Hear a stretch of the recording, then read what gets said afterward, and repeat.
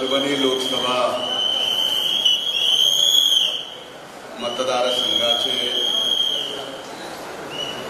महायुतीचे आपले उमेदवार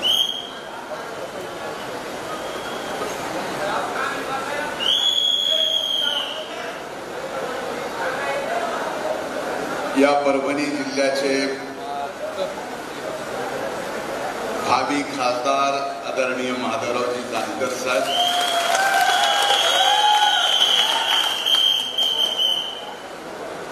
व्यासपीठावर आत्ता जरी नसल्या पण त्यांनी येऊन जानकर साहेबांना या ठिकाणी आपण सर्वांनी मतदान करावं असं आव्हान केलं, विनंती केली त्या राष्ट्रवादी काँग्रेस पक्षाच्या महिला आघाडीच्या अध्यक्षा सन्माननीय रुपालीताई चाकणकर, भावी आमदार माझे सख्खे शेजारी सन्माननीय राजेशदादा भुसेकर,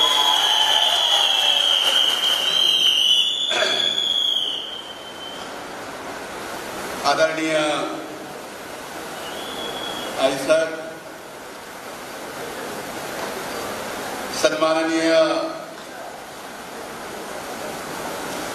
चंद्रकांतजी राठोड साहेब, माजी आमदार मोहनरावजी फळ साहेब,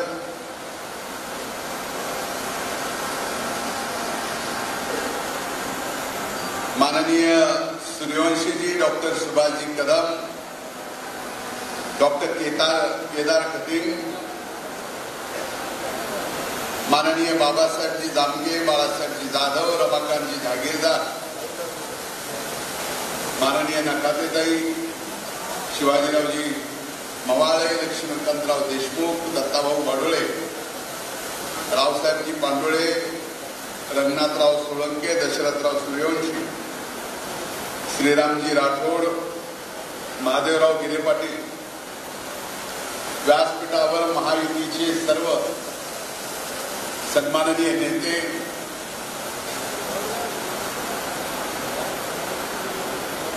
आजच्या या सोनपेठच्या सभेला इथं उपस्थित सोनपेठ आणि पाथरी विधानसभा मतदारसंघातील माझ्या मतदार बंधू भगिनींनो आणि पत्रकार मित्रांनो,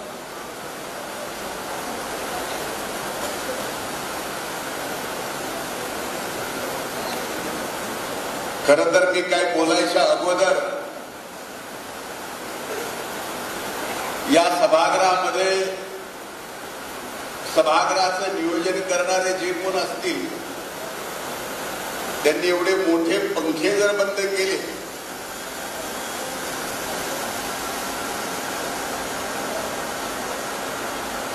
तर आजच्या माझ्या बोलण्याची मजा सुद्धा तुम्हाला तेवढीच चांगली ऐकायला मिळेल.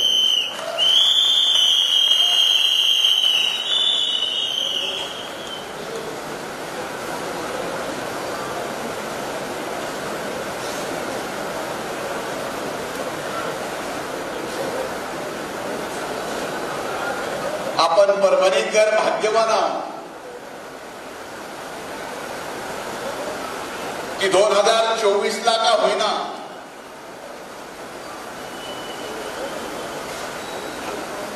आपल्या परभणी जिल्ह्याचं प्रतिनिधित्व करण्यासाठी महायुतीकडून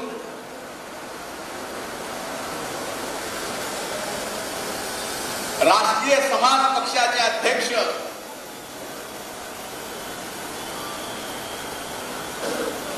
महादेवजी जानकर साहेब आपल्याला उमेदवार म्हणून या ठिकाणी मिळालेले.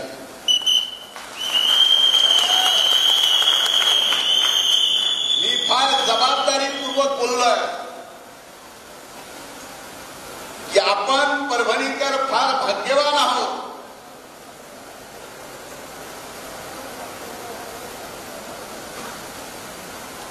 की माधव जानकर साहेब आपल्याला उमेदवार म्हणून मिळाले. याचं कारण यांच्या ना कुणी मागं ना पुढे, इथून पुढच्या काळात तुमचे खासदार म्हणून तुम्हीच यांच्या मागे, तुम्हीच यांच्या पुढे, आणि तुमचं त्यांना एवढा निस्वार्थ भावाचा लोकप्रतिनिधी या परभणी जिल्ह्याला मिळू शकत नाही. एवढा निस्वार्थ समाजसेवक, एवढा प्रामाणिक जनसेवक, आणि कधीही 1 रुपयाच्या 1 MPच्या स्वार्थासाठी आपल्या स्वाभिमानाला ठेच पोहोचवलेली नाही, असा जानकर साहेबांसारखा उमेदवार आपल्याला परभणीला मिळाला. मी महायुतीच्या सर्व मान्यवर नेत्यांची, राजेशदादांची माफी मागून त्यांचे आभार व्यक्त करतो, आणि जानकर साहेबांची काय किंमत आहे ही कदाचित परभणीकरांना इथं उमेदवार म्हणून येईपर्यंत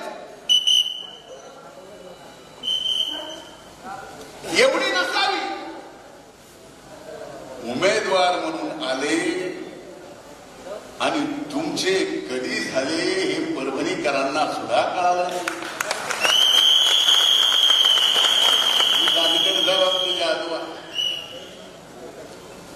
परभणी लोकसभा मतदारसंघाची ही जागा महायुतीमध्ये राष्ट्रवादी काँग्रेस पक्षाला सुटली, हे खरं आहे.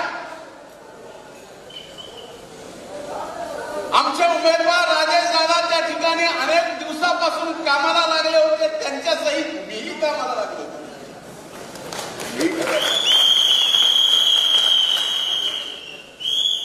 पण ज्या वेळेस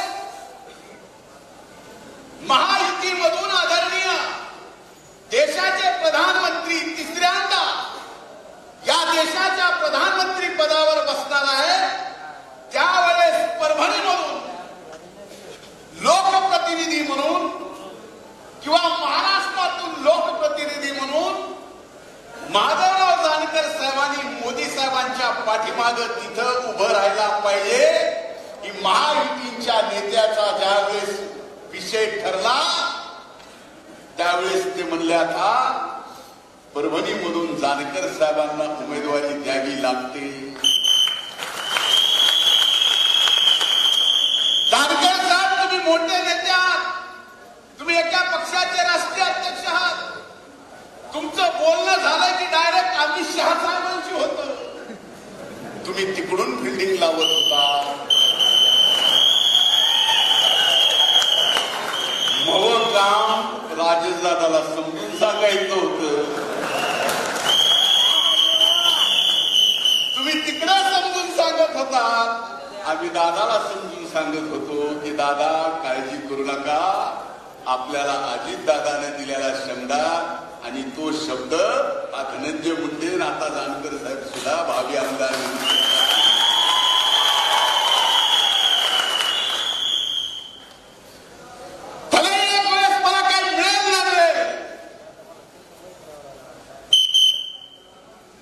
माझ्या परळीत आणि या सोनपेठ मध्ये मी कधी या मातीत फरक केला. या सोनपेठचं आणि परळीचं नातं काय? मध्ये फक्त वान नदी. मी माझ्या शेतातून 4 पावलं पुढे टाकले की मी डायरेक्ट जानकर साहेब आपण होणाऱ्या खासदार म्हणून या परभणी जिल्ह्यात प्रवेश करतो.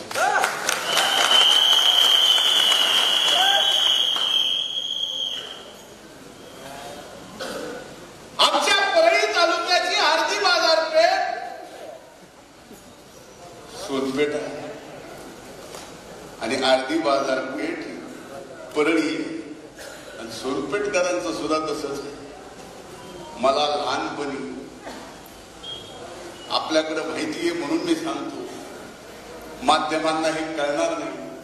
माध्यम कदाचित त्याच्यात माझा वेडपणा काढतील, पण काढला तरी चालेल. पण खरे तुम्हाला माहिती, आपल्या वान नदीला ज्यावेळेस 12 महिने पाणी असायचं बरोबर आहे. कमरा एवढ्या पाण्यात रात्री बत्ती लावून तलवारीनं मासे आपल्यापैकी अनेक जणांनी मारतात.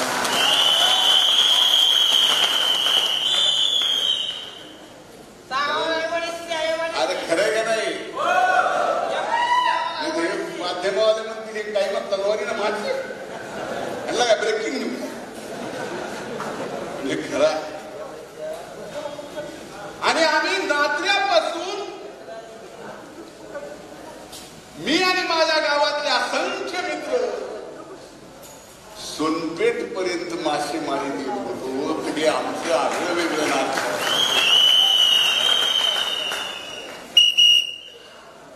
त्यामुळे ह्या नात्यामध्ये मी कधीच खलल पडू देणार. हे आजचं नाही, हे विठेकरांचं आणि नात्रेकरांचं नातं पिढ्याना पिढ्याचं आहे, एका पिढ्याचं नाही. आणि हे विठेकरांचं पिढ्याना पिढ्याचं नातं. आणि एका जातीचा मी जन्माला आलो नसलो तर हे नातं कशामुळं टिकलंय तर परळीच्या प्रभू वैद्यनाथामुळं म्हणजेच महादेवामुळं.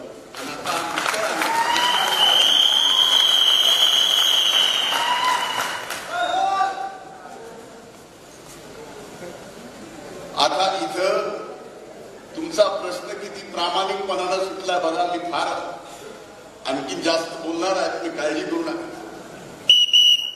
एक आमदार डायरेक्ट होणार आहेत.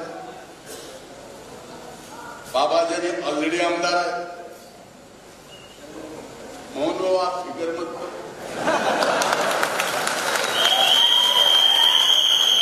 एवढ्यात आणखीन तर कोणी इच्छुक नाही. आणि एवढ्यावर जर आणखीन जानकर साहेब खासदार होण्यासाठी कुणी इच्छुक झाला खासदार करण्यासाठी तर त्याचा सुद्धा विचार करायला आम्ही तयार आहेत. पण जानकर साहेब आपले प्रतिनिधी म्हणून दिल्लीला गेले पाहिजे. आणि आज परभणीचा एवढा मोठा सन्मान जो आदरणीय प्रधानमंत्री महोदयांनी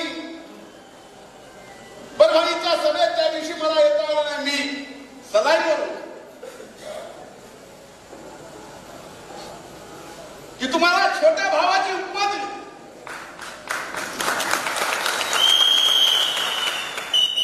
अरे ज्या देशाच्या प्रधानमंत्र्याला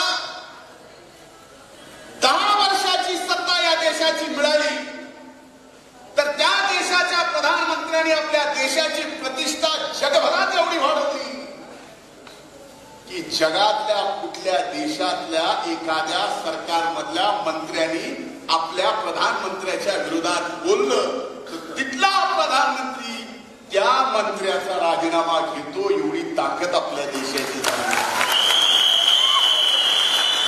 आणि एवढ्या मोठ्या देशाचा आज आपल्या देशाचा प्रधानमंत्री जानकर साहेबांना छोटे बंधू म्हणत असतील तर आपण विचार करा. परभणीचा विकास आता डायरेक्ट हे आता वाराणसीहून परभणीला येणार आहे याचा विचार तुम्ही करा. कारण शेवटी आता भावाचं प्रेम आहे. आणि वाराणसी सारखा विकास तुम्ही तुमचे आपल्या देशाच्या प्रधानमंत्र्यांकडून परभणीमध्ये आणल्याशिवाय तुम्ही स्वस्त बसणार नाही. शेवटी तुम्हाला आता ध्यास फक्त या परभणी लोकसभा मतदारसंघातल्या जनतेचा विकासाचा. जोपर्यंत परभणीत कधीच विकास या मुद्द्यावर निवडणूक लढली गेली नाही. एक तर या परभणी जिल्ह्यामध्ये निवडणुका लढल्या गेल्या नात्या गोत्याच्या नावावर. एक तर निवडणूक या परभणी जिल्ह्यामध्ये लढली गेली बाण का खांद्यावर. आणि यावेळेस निवडणुकी लढली जाते जात पात धर्मावर. कुणी काय म्हणावं, जिभेला कधी हाड नसतं पण आपल्याकडे उगाच म्हणाल ह्याच्या जिभेला हाड असतं का नाही. आणि नुसतंच करत हाड असतं की जिभेला, पण आपल्याकडे म्हण काय त्याच्या जिभेला हाडच नाही का. तर काहीतरी बोलायच्या मर्यादा पाळाव्या. आज देशाच्या प्रधानमंत्र्याला महायुतीला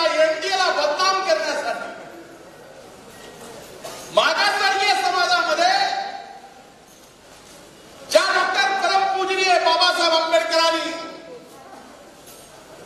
या देशाला घटना दिली, जी घटना डॉक्टर बाबासाहेब आंबेडकरांनी जबाबदारी दिल्यानंतर एका पत्रकारांनी त्यांना विचारलं, पहिल्या सभेत मी बोलतो याच परभणी जिल्ह्यातल्या,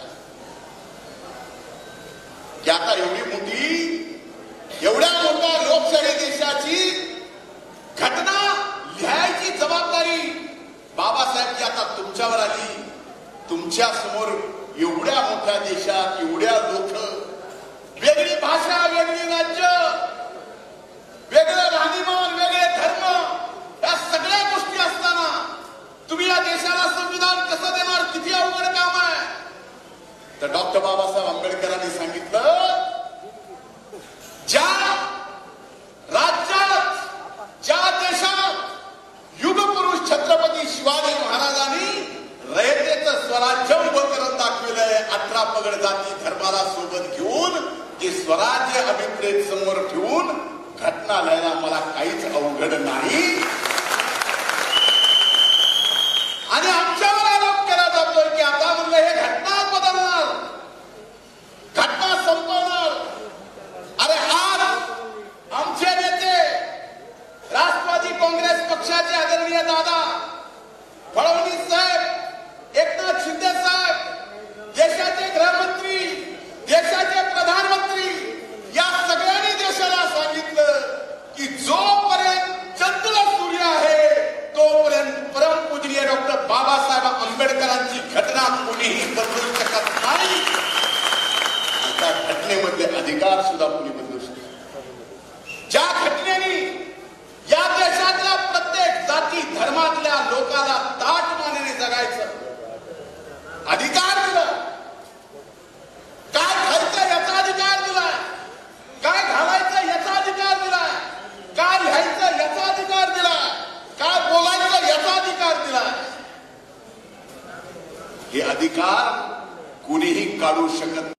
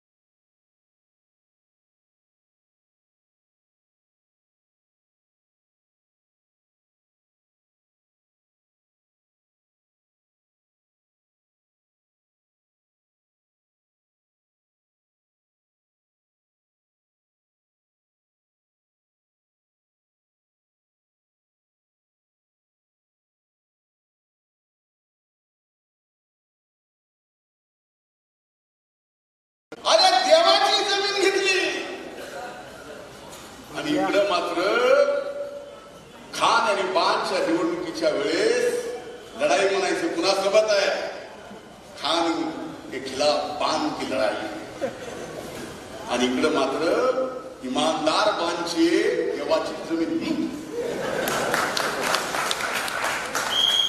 असा हिशोब करून 2000 कोटीची संपत्ती एक लोकप्रतिनिधी खासदार म्हणून जो अधिवेशनात सुद्धा फक्त 20 वर्षातून 3 अधिवेशन होत असतील, त्याच्यात काही विशेष अधिवेशन झाले असतील, त्यामध्ये माझ्या माहितीनं एका अधिवेशनाला ह्यो गडी एकाच दिवशी सही करायला गेला, ह्याच्या पलीकडे पुन्हा गेला. तुम्हाला काय मिळणार आहे, मिळणार काय? आणि त्या व्यक्तीने जर ठरवलं असतं, मोदी साहेब 10 वर्ष प्रधानमंत्री असताना तुम्ही अलायन्स मध्ये होतात, तुम्ही खासदार होतात, आज मुझे मेरे इन भाइयों को भी पूछना है कि तब भी वही आदमी था जो खान है क्या बान बोल रहा है, और आज वही आदमी है सिर्फ उसके पास बान नहीं है, मशाल है. मशाल उसके काम, उसके 2000 करोड़ की प्रॉपर्टी जलाने के लिए ही आएगी.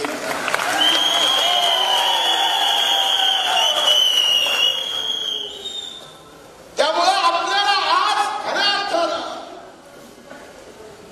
लोकप्रतिनिधी कसा असावा यांना घर तरी आहे का? मी मागच्या सभेत म्हणलं, तुमचे उपकार मानले, यांना घर बी नाही. जानकर साहेबांना मी आज नाही, स्वर्गीय मुंडे साहेबांसोबत मी सावलीसारखा होतो त्यावेळेसपासून मी पाहतोय.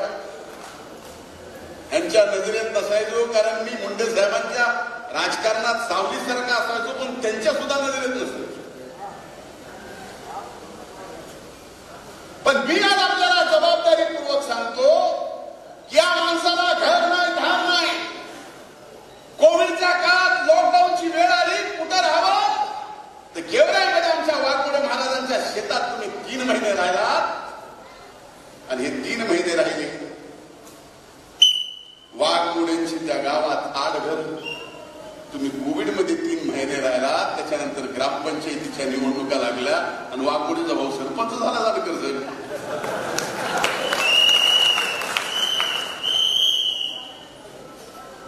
आणि अशा व्यक्तीला ज्याला घर नाही, ज्याला परिवार नाही,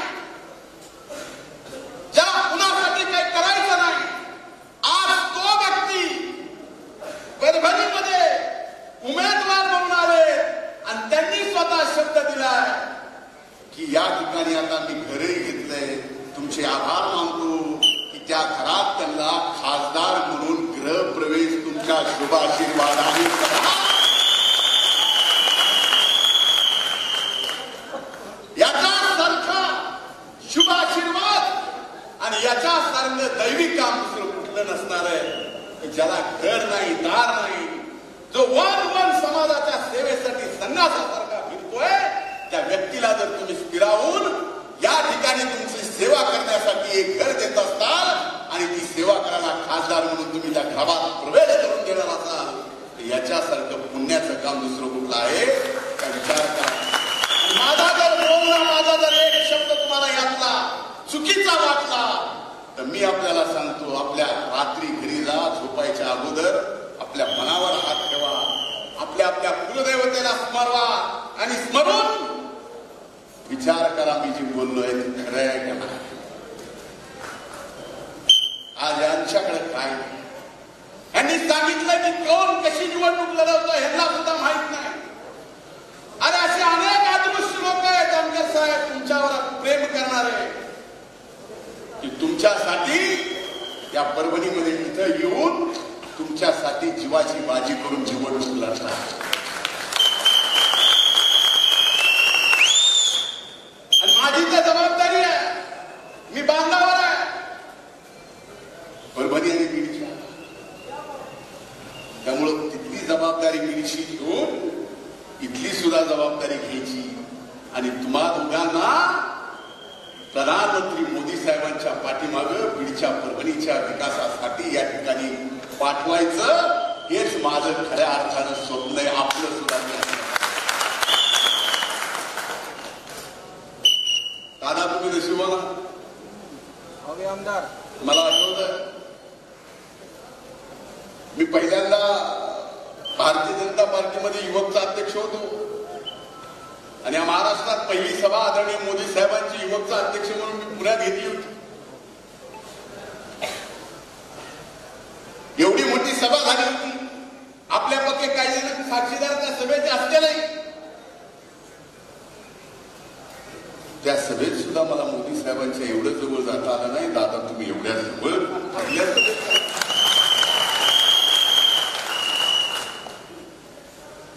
म्हणजे याचा अर्थ हा की जानकर साहेब इथं खासदार मधून निवडून आल्यानंतर एक निस्वार्थ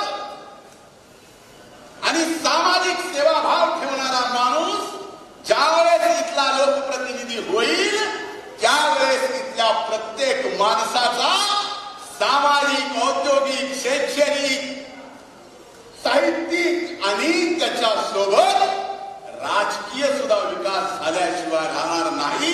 हा शब्द जानकर साहेबांचा.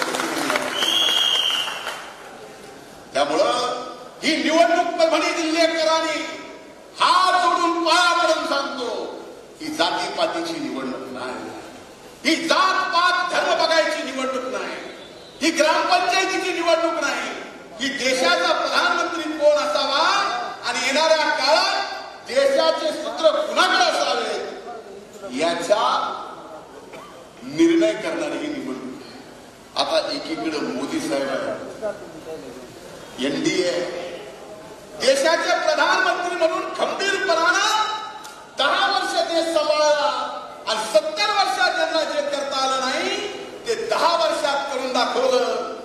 एकीकडे असे प्रधानमंत्री आहेत आणि दुसरीकडे 33 पार्ट्या. क्रिकेटच्या टीम मध्ये तरी 11 जण इकडून खेळतील, फिल्डिंगला असतील 11 जण, त्याच्यात एक बॉलर आणि कीपर, राहिले 9 जण फिल्डिंगला. इथं मोदी साहेबांच्या विरोधात ह्यांना म्हणलं खेळायचं तर हरवायला ना 11 घेऊ नका, 33 घ्या.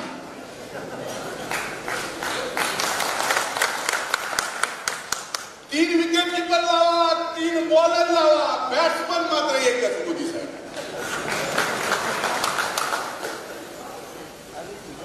तरी आता ह्या 33 मध्ये या देशाच्या विकासासाठी आणि या देशामध्ये असणाऱ्या परभणी जिल्ह्याच्या विकासासाठी काय लागणार आहे, काय केलं पाहिजे हे ठरायला किती वर्ष लागतील.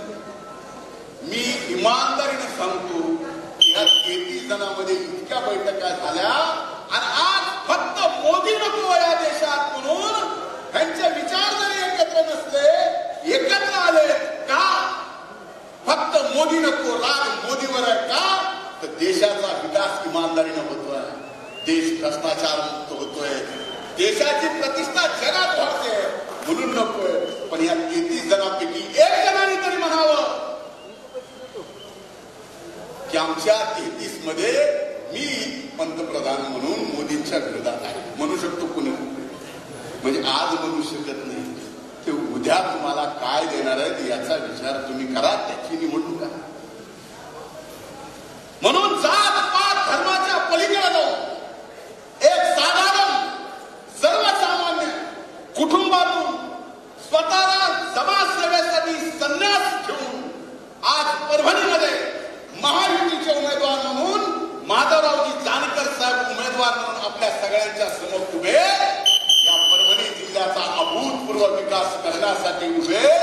मी वचन देतो की जे काही 20 वर्षात परभणीत झालं नाही किंवा माझ्या सरकारने शेजारच्या जिल्ह्यात असून सुद्धा परभणी जिल्हा किती मोठा होऊ शकतो ह्याचं जे स्वप्न पाहिलंय ते स्वप्न पूर्ण करण्यासाठी, आपला जिल्हा विकासाच्या दृष्टीने मोठा करण्यासाठी आणि मोठ्यातले मोठे प्रकल्प परभणी जिल्ह्यात आणण्यासाठी निस्वार्थपणे सेवा करणारे माधवराव जानकर महायुतीचे उमेदवार यांना 26 तारखेला आपण अभूतपूर्व मतात. इथं बरेच भोट चालू आहेत, मला कळालं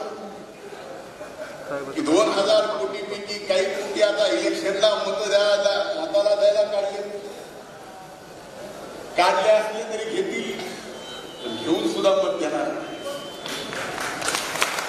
पुन्हा जनतेच्या तोंडात वाढून जा, पुन्हा त्या देवाच्या जमिनी गेल्याचा.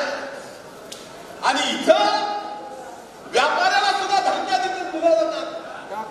व्यापाऱ्याला की मी निवडून आलो नाही तर बघू. आणि आता तुम्ही जर इथं म्हणत असाल की मी निवडून आलो नाही तर बघू, अशा धमक्या तुम्ही देत असताल, अशा धमक्या देणाऱ्याला आम्ही भीक घालणाऱ्यापैकी नाही. तुम्ही कंपनीचे, आम्ही सुद्धा शेजारच्या बिडाची. तुम्ही आमचे जानकर साहेबांनी व्यापाऱ्याला घाबरवत आहे. कुणी घाबरायची गरज. ही निवडणूक आता तुम्ही हातात घेतली आहे आणि मला विश्वास आहे 26 तारखेला मतदानाला जाल त्यावेळेस या निस्वार्थ सेवा करणाऱ्या या संन्यासी माणसाचा विचार करा. याचं राजकीय अस्तित्व या ठिकाणी स्थिरवा. या परभणी जिल्ह्याचा विकास झाल्याशिवाय राहणार नाही. मताला जाताना मात्र शिट्टीच्या समोर बटन दाबून